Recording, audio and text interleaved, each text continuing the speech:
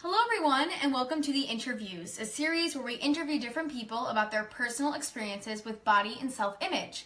Today, our special guest is my longtime friend, Natalie Brueggemann, who is 11 years old. She's a sixth grader, and she's from Pittsburgh, Kansas. She's actually our youngest ever interviewee on the IntervYOUs, and so I thought it would be a wonderful time to interview her and get her perspective on body image for people her age. And it's also scientifically proven that it is so important to start educating people as young as Natalie and even younger about the importance of positive self-image so they grow up with self-confidence. So Natalie, thank you so much for being here today. I would love it if you could tell us a little bit about yourself. Well, I am an actor, and I really am excited about that because I just got cast in A Christmas Carol. Congratulations. And next week I'm auditioning for, thank you. I am auditioning for Pollyanna next week.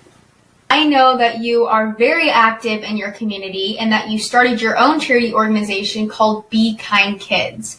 Could you tell us a little bit about that and how you started it? Well, we started it by one day. We went through a drive-thru and our mom suggested that we pay for the person behind us. So we did, and a couple of days later I decided that I wanted to do a bigger day and try it out and do more things like that to see what it was like. And eventually that started this club, as you said, called Be Kind Kids. And it's a day where we just go around town and we'll do nice things.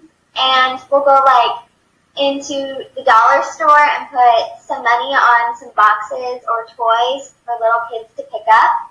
And then it's already paid for them. Or we'll go to the laundromat and fill all the laundry machines with quarters. When you are at school and you hear other girls talking negatively about themselves and saying mean things about themselves, how do you handle the situation and make it better? Well, some girls do talk negative about themselves and they're just like, oh, you guys are so pretty and I'm so ugly. And that makes me feel sad, and it just doesn't make me feel good that they think of that about themselves.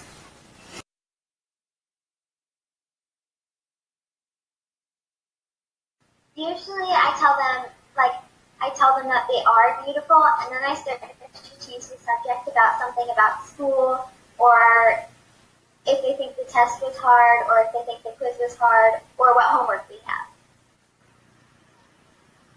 So, Natalie, one of the tools that my program teaches is called a U-turn, and that's when we take a negative thought and we completely switch it into a more positive one.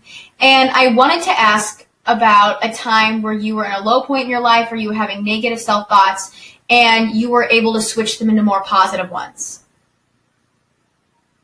Well, I was at a pageant a couple of months ago, and I did have my hair loss coming up by then, which is alopecia, and I lose my eyelashes and eyebrows, and it made me self-conscious of how I looked, and also in acting it makes me more self-conscious of how I look because people are looking for how you look.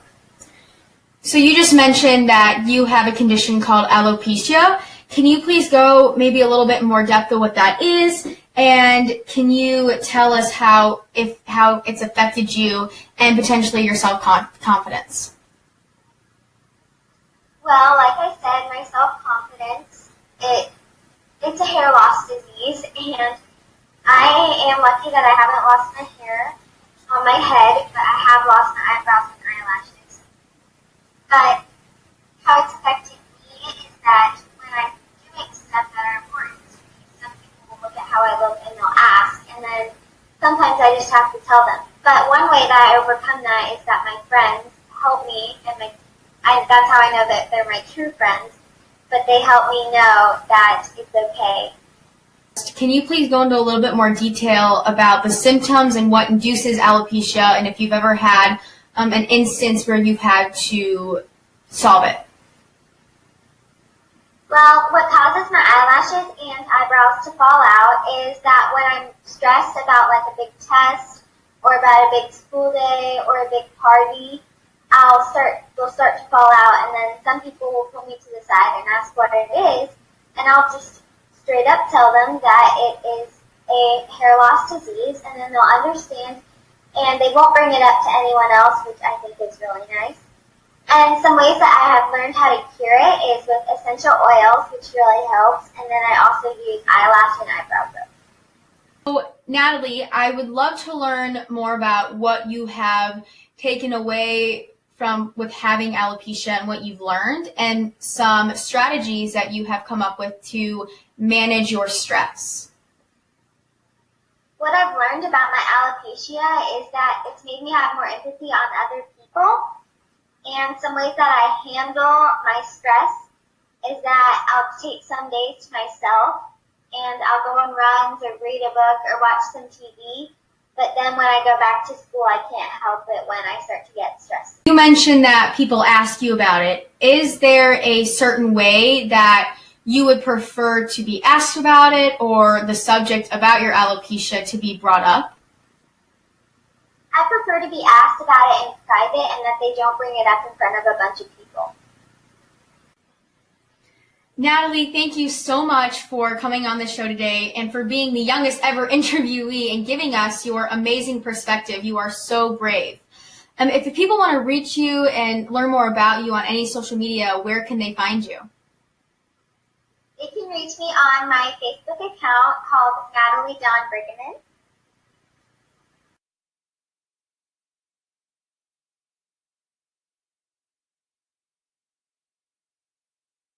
At a point in my life, I felt like I wasn't being cared for and no one really was paying attention to me. And then I went to a camp called Mix, which is a church camp.